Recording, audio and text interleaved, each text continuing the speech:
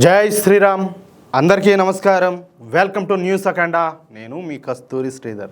మిత్రులారా, రాహుల్ గాంధీ ఈయన గారు మన దేశ ప్రధాన ప్రతిపక్ష నేత. అసలు విచక్షణ అంటే ఏంటో, అది ఎలా ఉంటుందో కూడా తెలియనటువంటి నేతే ఈ రాహుల్ గాంధీ అన్నమాట.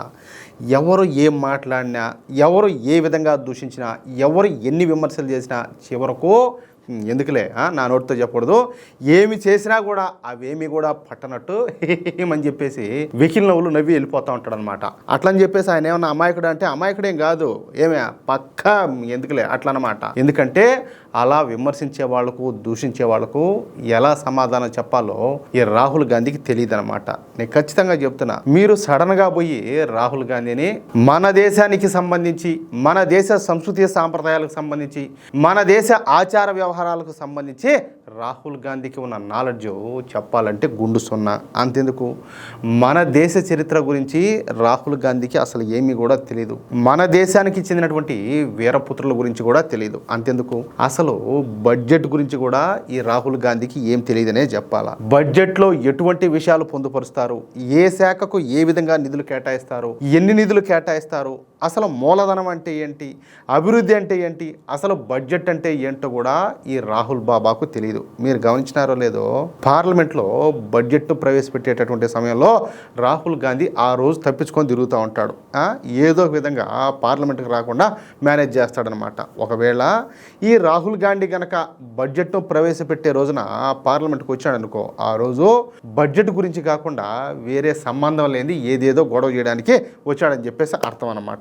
కానీ ఈ రాహుల్ గాంధీ వేసే వేషాలు ఏమే, అలాగే ఈయన చేసేటటువంటి పనుల గురించి ప్రజలకు వివరించడంలో చెప్పాలంటే భారతీయ జనతా పార్టీ చాలా వరకు ఫెయిల్ అవుతానే వస్తుంది. ఎందుకంటే రాహుల్ గాంధీని మన దేశం గురించి కానీ, మన బడ్జెట్ గురించి కానీ సడన్గా ఒక ప్రశ్న అడిగితే రాహుల్ గాంధీ చెప్పలేడు. అసలు ఏం చెప్పాలో తెలియక టెకమక పడతాడనమాట, ఉక్కిరి బిక్కిరి అయిపోతాడు. కానీ ఆ పనిని ఇంతవరకు ఒక బీజేపీ నాయకుడు కూడా చేయలే. అంటే రాహుల్ గాంధీ వీక్నెస్ను బయట పెట్టడంలో బీజేపీ అయితే ఫెయిల్ అవుతుంది. అవునా కదా? మీరు కూడా ఒకసారి ఆలోచన చేయండి. నేను చెప్పినాననే కాదు, అందుకే రాహుల్ గాంధీ విర్రవిగిపోతాడు. సరే, ఏదేదో చెప్పినట్టు యథా రాజా తదా ప్రజ అంటారు కదా, ఆ విధంగా రాహుల్ గాంధీ లాగానే ఆయన అనుచరులు కూడా ప్రవర్తిస్తున్నారన్నమాట. రాహుల్ గాంధీ తన అనుచరులకు పూర్తి స్వేచ్ఛనైతే ఇచ్చేసినాడు. మీరు ఏం చేస్తారో చేయండి, నాకు మాత్రం రిజల్ట్స్ కావాలని చెప్పేసి చెప్తాడంట. ఇక కర్ణాటక విషయానికి వస్తే, కర్ణాటకలో వినయ్ కులకర్ణి అనేటటువంటి ఒక దిక్కుమాల నాయకుడు ఒక ఆయన ఉన్నాడనమాట.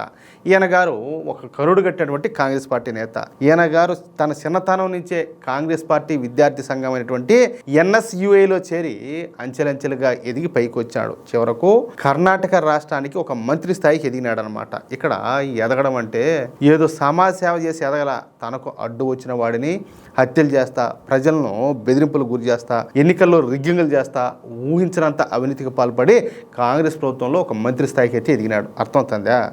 ఏది సినిమాల్లో చూపిస్తూ ఉంటారు కదా, అచ్చం అలాగానే. అంటే ఒక విలన్ క్యారెక్టర్ మాదిరి అనుకోండి. సహజంగా కాంగ్రెస్ పార్టీలో మంత్రి అంటే వాళ్ళకు ఖచ్చితంగా ఇలాంటి చరిత్ర అంతా కూడా చాలా వరకు ఉండే ఉంటుంది. ఇక ఈ వినయ్ కులకర్ణిది ధార్వాడ్ రూరల్ నియోజకవర్గం అనమాట. ఈ ధార్వాడ్ రూరల్ నియోజకవర్గం నుంచే ప్రతిసారి ఎమ్మెల్యేగా గెలుస్తూ వస్తున్నాడు. అయితే ఈ ధార్వాడ్ రూరల్ నియోజకవర్గంలో కాంగ్రెస్ పార్టీ మంత్రి అయినటువంటి ఈ వినయ్ కులకర్ణి చేస్తున్నటువంటి అక్రమాలను, అన్యాయాలను ఒకటి ఎదిరించాడు. అతని పేరే యోగేష్ గౌడ. ఏం పేరు? యోగేష్ గౌడ. ఈ యోగేష్ గౌడ మన భారతీయ జనతా పార్టీ కార్యకర్త అన్నమాట. అలాగే కరుడు గట్టినటువంటి హిందుత్వవాది, పైగా RSSలో గొప్ప లక్షణాలను పుణికిపుచ్చుకున్నటువంటి ధీరుడు కూడా. అందుకే మన యోగేష్ గౌడ ఈ కాంగ్రెస్ మంత్రి అయినటువంటి వినయ్ కులకర్ణిని ఎదిరించడం మొదలుపెట్టాడు. వినయ్ కులకర్ణి అవినీతిని ప్రశ్నించడం ప్రారంభించాడు.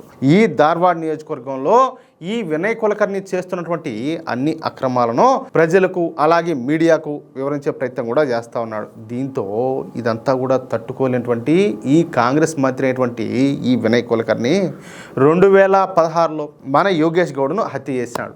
చూడండి ఎట్లయినాడు మంత్రి, ఎట్నే అయింది. ఈ వినయ్ కులకర్ణి మరో 15 మంది రౌడీలతో కలిసి యోగేష్ గౌడ్ను హత్య చేశాడు. ధార్వాడ్లోని సప్తపురాలోని ఉదయ్ జిమ్లో జిమ్ చేస్తున్నటువంటి యోగేష్ గౌడ్ను ఈ వినయ్ కులకర్ణి అందరి ముందే హత్య చేశాడు. ఇక ఆ తర్వాత ఈ కేసును తిమ్మిని బమ్మిని చేసి ఈ ధార్వాడ్ సిఐ అయినటువంటి చెన్నకేశవ అక్కడ సాక్ష్యాధారాలన్నీ కూడా మార్చేసి ఈ హత్యను ఎవరో గుర్తు తెలియని వ్యక్తులు చేసినట్టుగా చిత్రీకరించారనమాట. అంటే మేనేజ్మెంట్ అట్లా ఉంటుంది కథ. ఇక ఆ తర్వాత ఈ కేసు అటు తిరిగి ఇటు తిరిగి సిబిఐకి చేరింది. అంతే, ఇక సిబిఐ వాళ్ళు రంగంలోకి దిగినారు.